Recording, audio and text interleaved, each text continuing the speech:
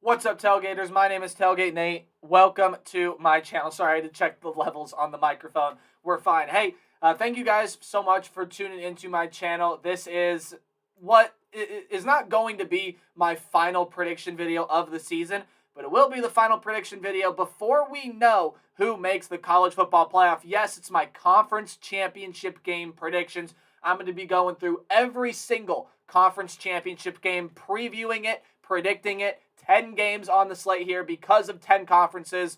This week is going to be a lot of fun. A couple games on tonight, and one of them a huge matchup. Spoiler alert, it's that one right over there. And then a lot of big matchups taking place on Saturday. So, hey, if you guys are a college football fan like me, go ahead and hit that subscribe button, like, comment, do anything else you can to help support the channel. In fact, you're doing one right now by just watching this video. Really appreciate all the support that you guys have given me this year. Let's dive on into conference championship game predictions, and the final four will be announced on Sunday. I will be posting my reaction and short little preview to the playoff field. Possibly, maybe, we may have one of those. If not, it'll just be out on my community tab to the reaction of the top four. So without further ado, let's go ahead and preview Conference Championship Weekend. Starting off with the games taking place tonight. The first one up here, the Conference USA Championship game. You got the North Texas Mean Green and the UTSA Roadrunners. Claps for the Roadrunners, right? They are back in the Conference USA Championship game. Another double-digit win year. And this time, there's a little bit of interesting history with these teams. If you remember, UTSA was on an undefeated streak last year, and North Texas ruined their undefeated season. UTSA would go on to win the conference championship game anyway, but UTSA, not an undefeated season on the line, but maybe a chance at a little bit of revenge for what North Texas did to UTSA last year. I believe these teams played earlier in the season as well, but previewing this matchup right here, Frank Harris and company. Frank Harris, if you don't know, is the quarterback for UTSA. He is dangerous, and UTSA has a lot of phenomenal weapons that Frank Harris is going to use, and he has used this year really effectively. So don't be surprised if UTSA puts up a lot of points here in this game. North Texas has a really good offense too. Look, Austin Allen, he has provided some amazing plays for North Texas this year. Some amazing, excuse me, my apologies. Austin Allen, long story short, has played really well for this North Texas team. But the key to this game is which defense will play better, right? Which team is going to play better on the defensive side of the ball? That's forcing that extra turnover to give them a spark. Turnovers in championship games are huge. You'll hear me talk about turnovers a lot in this game, but forcing turnovers, getting defensive stops, maybe a bend but don't break mentality, especially with how good these two offenses are. But I'm going to ride with the Roadrunners the entire way, baby. I am predicting the UTSA Roadrunners to win Conference USA in their last season in Conference USA. They're moving to the American Conference next year. UTSA wins the Conference USA Championship title by a score of 38-28. Oh, by the way, you saw the lines and odds down there. All lines and odds are as of recording this video. Tonight, this is a 7:30 game on the CBS Sports Network. Again, all times in Eastern Standard Time. Roadrunners take this game by 10. Oh, here we go now, right? This is where a playoff berth will be clinched or lost altogether. Once this game is final, we will for sure know at least one more team. Michigan and Georgia already in. We'll preview their games later. We will for sure know one more team that makes the college football playoff tonight, and USC is hoping it's them. The number 4 team in the nation, your job is simple. You win and you're in. But Utah, in previous seasons, have really lived up and played well in these big moments. So, who's it going to be? Who's going to win the Pac-12 title? Will it be Utah for the second straight year, or will it be USC, the revitalized USC Trojans? Couple things have to happen here. First off, the first matchup in this contest, again, they played earlier this year, was a shootout, and Utah ended up deciding to go for 2 to win the game, right? Cam Rising and company able to beat USC in the regular season. That was the Trojans' lone loss. Is defense going to be playing a little bit of a bigger role here in this game? If you go down to the bottom of bullet point there, kind of segues off that first point, right? Turnovers are going to be a major factor in this game. USC, one of, if not, I believe, the best team in turnover margin in the entire country, and Utah can play really physical defensively as well, and you can't make mistakes against this Utah defense. They will make you pay. So turnovers and defense, huge emphasis in this game. I give the defensive edge to Utah, but knowing how well USC has done off of turnovers this season definitely could play a huge factor in this game. Also, Caleb Williams versus Cam Rising. Caleb Williams, a Heisman hopeful. Right now, I feel like a lot of people's Heisman front runner. Caleb Williams kind of taking the Heisman scene on a lot later, since you have some of the other top performers like Hooker and Stroud, where their teams have kind of fallen back a little bit, more so Tennessee than Ohio State. Of course, the Buckeyes are going to have all eyes on this game. But Caleb Williams versus Cam Rising, which quarterback has a bigger day? I think history and just pure statistics would tell you it's going to be Caleb Williams that has the bigger day. But Cam Rising has performed well in these big game scenarios before. You got to look at that again. Both these teams have some really good playmakers. Of course, we know USC with all the playmakers that they have. Jordan Addison and just so many more. I could be sitting here listing off offensive playmakers for days. Utah has had their struggles this year, but this is still an offense capable of putting up quite a bit of points. I just think that USC is going to force that extra turnover it needs to pull away and win this game. So as much as the Buckeye faithful are cheering for the Utah Utes to pull off this win, I do think USC is going to secure their spot in the college football playoff. 8 o'clock game on Fox tonight. Should be a really fun matchup. I'm looking forward to watching this one a whole lot, but I do believe that the USC Trojans are going to clinch their spot in the college football playoff with a 35-31 win over the Utah Utes. Getting into the Mid-American Championship game, you guys see the logo on my chest, right? I cannot wait to watch this one. The Battle of Ohio for the Mid-American Conference Championship game. You got the Toledo Rockets and the Ohio Bobcats. One, of course, out of the city of Toledo. One out of the city of Athens. Now, Toledo has been kind of falling off the map a little bit here. And considering what Ohio had to go through this season, of course, you lose your starting running back for the year, and now Curtis Rourke is out. So that's part of my questions, right? Who's going to step up for the Bobcats, knowing that Curtis Rourke is not playing in this game? In fact, I think he's lost for the rest of the season. That's going to be a very vital key to what Ohio wants to do here, right? Curtis Rourke has been a playmaker, and he's just been dynamic for this Ohio team all season long. And now, without him, who's going to step up, right? Who is going to fill in those shoes is a huge question mark for this game.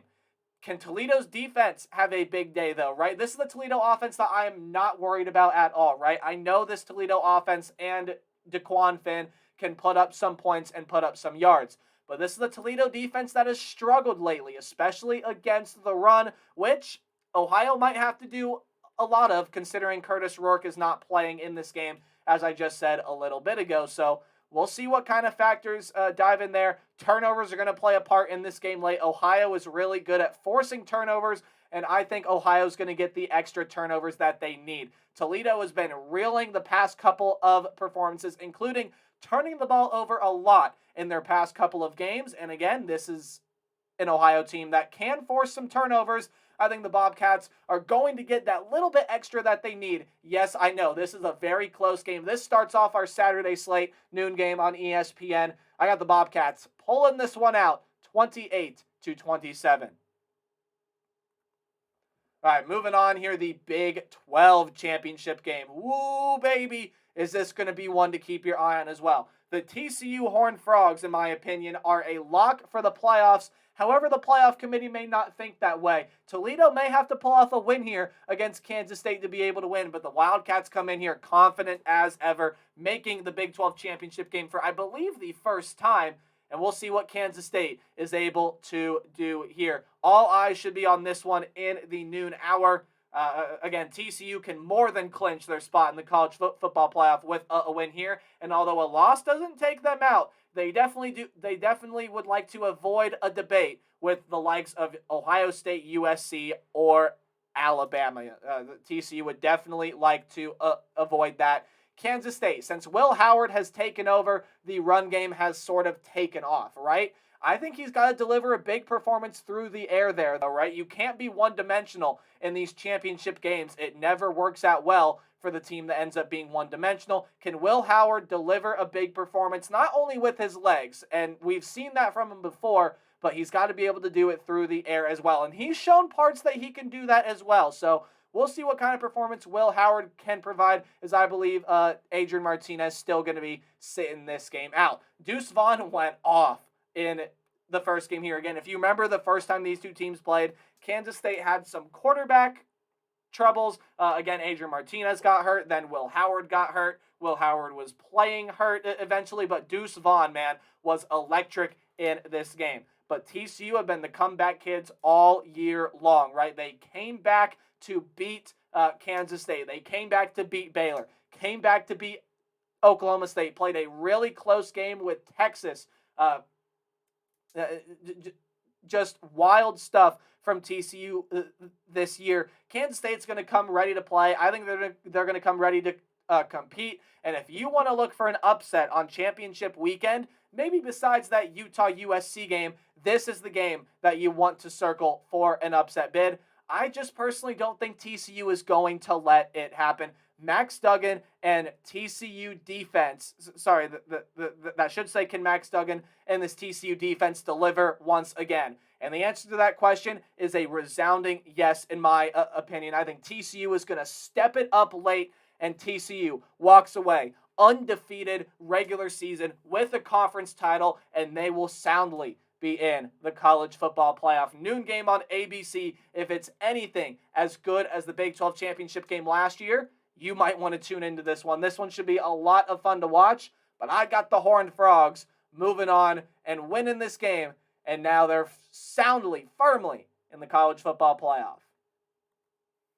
You got the Coastal Carolina Chanticleers and the Troy Trojans facing off in the Sun Belt Championship game. Yes, that record for Coastal Carolina is correct. Again, that game against Virginia did end up getting canceled for the Chanticleers. Couple of questions here in this one, though, as Troy, you see, is the pretty big favorite, although a lot of college football fans will recognize that Coastal Carolina is definitely the bigger brand name. Well, Coastal Carolina is coming off a absolute mauling against James Madison, where they just got blown out. And Troy, look at their record down there. Troy had a very, very impressive season. And if you remember me talking about this team in the preseason, hey, look, this was a Troy team that could do some really nice things this year. And that's exactly what it has been doing. 10-2, double-digit wins. Troy is a team to watch out for moving forward. And Coastal Carolina has some injury woes.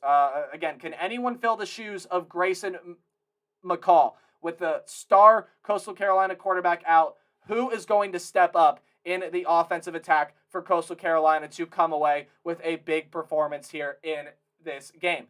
Can the Chanticleers also push through this Trojan defense that has been phenomenal all season long? It's a Trojan defense that does not give up a whole lot of yards. It is a Trojan defense that has been very active this season all over the field. And we'll see if Coastal Carolina is going to be able to push through the Troy defense. Both teams, though, are going to have to run the ball effectively, especially with Coastal Carolina not having Grayson McCall. And that's just what Troy has done all season long, is be able to run the ball really, really well. This game is going to come down to which team can run the ball better and which team plays better on the defensive side. When you just look at these two programs, I think a lot of people will say that Coastal Carolina should be the favorites to win this game. but a new leaf has turned this year in the Sun Belt Conference, just with the talent and the aggressive intensity that Troy plays with. I'm convinced that Troy is going to pull out this game. Now, I'm also convinced that it's going to be a very close game, and Coastal Carolina is not going to go down without a fight. That's just what Coastal Carolina is going to do. But Troy is the better team on paper, and I think just by watching, especially without Grayson McCall. If Grayson McCall was playing, I would tell you right now I'd be picking Coastal Carolina, but he's not. Give me the Troy Trojans to win the Sun Belt Championship by 2 points. All right, you got the Mountain West Championship now. The Fresno State Bulldogs taking on the Boise State Broncos. How about the recovery that Boise State has made this year, huh? After just an abysmal start to the season, no one really giving this team much of a shot to do anything the rest of the way. Boise State came out and delivered. They went undefeated in conference play, and they sit 3-point favorites in the Mountain West Championship game. But hold everything for a second. Similar story with Fresno State. These two teams did play in the regular season. Boise State did end up getting that win, but that's Fresno State's only loss in conference play. After a struggle in non-conference play, Fresno State turned the ship around, and they are in the Mountain West Championship game. The Broncos' run game can take over, right? This is a Broncos run game that, especially with a young quarterback in Taylon Green taking over for Hank Bachmeier after Hank Bachmeier decided to enter the transfer portal, right? This is a very, very young quarterback and, frankly, pretty, while there is some experience, decently young wide receiver group, especially with the loss of Khalil Shakir this last offseason. But the Broncos' run game has shown it all season long. They've been able to take over games and make things difficult on opposing defenses. Speaking of Taylon Green, I'm really excited to watch the quarterback battle here in this one because Jake Haener has a lot of experience and is one of the better quarterbacks in the Group of Five realm. But Taylon Green has been playing pretty solid for Boise State ever since he ended up getting that starting job. I would expect a defensive game, a bend but don't break mentality. Both these teams are going to have their hits, but both these teams are going to have their offensive moments as well.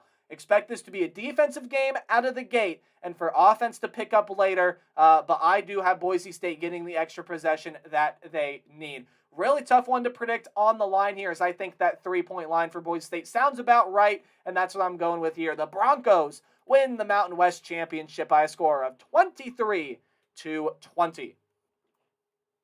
All right, here we go with this one now, right?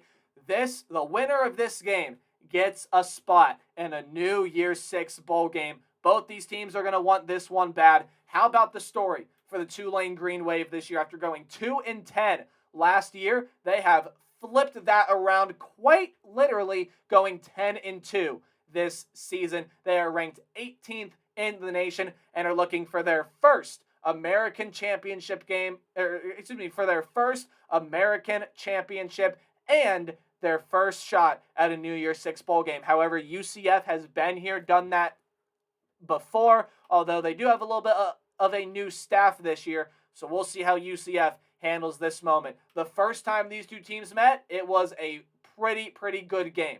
I expect this game to be even better. The UCF offense versus the Green Wave defense. Look, this is the UCF offense that finished first in the American in total offense once the season was all said and done. And then for the Tulane Green Wave, this was, I believe, the best defense in a lot of categories in the American Athletic Conference. So you got strength on strength, which tells you what? That's right. Something has to give.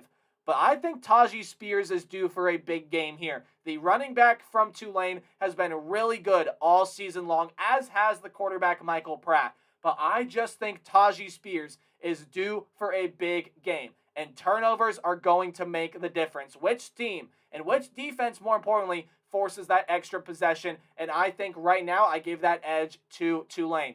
UCF definitely has more offensive firepower. But with what I think Tajee Spears is in for in this game, and with the way that Tulane can make you pay defensively if you turn the football over, I like the Green Wave to bounce back and get a win. I realize I did not put a score prediction up for this one. I apologize. I don't know what happened. The slides must not have saved right or something. My final score prediction for this game, 31-28 in favor of the Tulane Green Wave. Again, I apologize for not having it up there. I don't know what happened. 31-28 is my final score prediction for this game. You got the LSU Tigers and the Georgia Bulldogs facing off in the SEC championship game. We've known about this matchup for quite some time now, and it's finally here. Although it definitely doesn't have as high of stakes as it would have a couple weeks ago after LSU's loss to Texas A&M. LSU was still looking to sneak their way in the college football playoff, and now with that out of question, LSU can come in here and play for one thing and one thing only, an SEC title. But we all know how good Georgia has been this year. They got a number one by their name for a reason. They have been the best team by far in the nation this year. Jaden Daniels is going to have to ball out in this game if LSU is going to want to have a shot at beating the Georgia Bulldogs. And I know how much defensive talent they lost last year. I know. But there is so much defensive talent still on this team. It's crazy. Jaden Daniels got to have a big day, got to have an inspired performance as well. The Tigers pass rush, that's going to have to get home here in this game. Stetson Bennett, you can't give him time, because if you give Stetson Bennett time, he's going to make you pay. So for LSU, being able to get that pass rush going and especially get it going early is going to be huge for this LSU team to be able to pull off a win against Georgia. And Georgia has played pretty uninspired these past couple of weeks. A fairly uninspired performance against Kentucky, a pretty uninspired performance against Georgia Tech, although they ended up turning it on late and blowing that Yellow Jackets team out. Georgia finds themselves 17.5-point favorites here. Just the way that Georgia's been playing these past couple of weeks, look, they're going to play better in the SEC championship game. Make no mistake about that. I don't think LSU has enough either to be able to compete with Georgia or be able to win this game. So I do have the Georgia Bulldogs winning this game. I don't have them winning it by double digits, though. Georgia is going to win this game. I have no doubt in my mind about that. LSU, however, is going to make this game closer than a lot of people think. Georgia, however, will flip a switch late, and they will get this one done. 30-21, my final score prediction.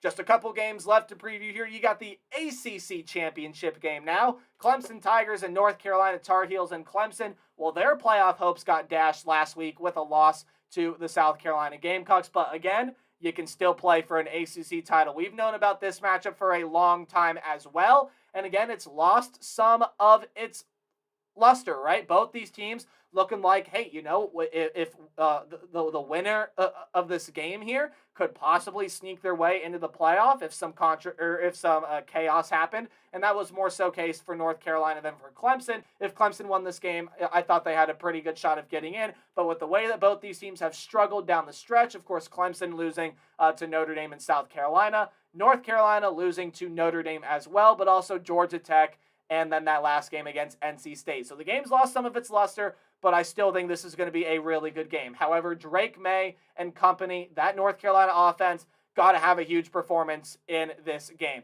This is the Clemson defense that by far is the best defense that North Carolina has faced all year. And I know they've faced defenses like Notre Dame and NC State this past week, but Clemson's defense is on another level. This is a really good Clemson defense, and they're going to make North Carolina work for every single yard. How does DJ Uiagalelei recover from his past performance? There's been a lot of talk on whether or not Cade Klubnik should start this game. And it seems like Clemson is going to stick with DJ to be that starter. We'll see how it works out for him, but he was not great in that game against South Carolina at all. He's got to play much better than he did last week in order for Clemson to come out and win this game. But I think one thing will make the difference here is that the Clemson pass rush will be able to get home. They're going to be able to create pressure on Drake May and prevent North Carolina from scoring the amount of points that it might have to win this game. Couple that with the fact that North Carolina's defense has just not been impressive that year, or has just not been impressive this year at all. So I like the Clemson Tigers to win the ACC championship game 38-27. This is the night game on ABC. Again, I expect it to be a fairly close contest, but Clemson, that run game will really get going. I think DJ's going to have a much better game. And with the way that North Carolina's defense has just played kind of meh this season, give me the Tigers to win the ACC title. And the final game we're previewing here is the Big Ten Championship. The Purdue Boilermakers facing off against the Michigan Wolverines. Michigan locked into a playoff spot, but they can win their second straight Big Ten title with a win over the Boilermakers, who I believe are in their first Big Ten championship game. Will Aiden O'Connell play? He's been dealing with the death of a family member right now. All thoughts and prayers going to Aiden O'Connell and his family. This Purdue team has said that they are preparing to play without him, right? They're preparing to play without Aiden O'Connell, but they kind of are also expecting him to play. So we'll see if Aiden O'Connell gets on the field tomorrow, but if not, how's the offense going to look without him? When Aiden O'Connell has not played in the past this year, this offense has not looked great. So definitely bodes a lot better for Michigan if Aiden O'Connell doesn't play. But for Purdue, in my opinion, to have a shot to pull this one off, Aiden O'Connell has to be on the field on Saturday night. And over to the Michigan Wolverine side, with Blake Corum being out for the year with knee surgery, you hate to see it. It's Donovan Edwards backfield now, right? Donovan Edwards is going to have to dominate that backfield. He played really well last week against Ohio State, including busting off for some big-time runs. He's going to have to probably do some of that this game as well. But it's going to be up to Purdue to play their heart out. They got to play really well defensively. They got to play super well offensively. Michigan is just too physical of a team. They're too physical on the line of scrimmage. They can punch you in the mouth with that run game, and then as soon as you commit everything to the run, like we saw with Ohio State last year, last week, my apologies, J.J. McCarthy has the ability to pitch and catch with wide receivers over the top. That's what's going to happen here in this game. And again, from the likelihood of Aiden O'Connell playing to looking slimmer and slimmer every single hour, I got the Michigan Wolverines being able to easily win their second straight Big Ten title and even more cement their place in the college football playoff. And there you go. There's my predictions for every single conference championship game. Again, I'm sorry I didn't have a score up for the American game. Again, that score 31-28 in favor of the Tulane Green Wave. Hey, thank you guys so much for watching. Enjoy your conference championship weekend, and then we will discuss again probably closer to Sunday night about the playoff field, some of the New Year's Six bowl games,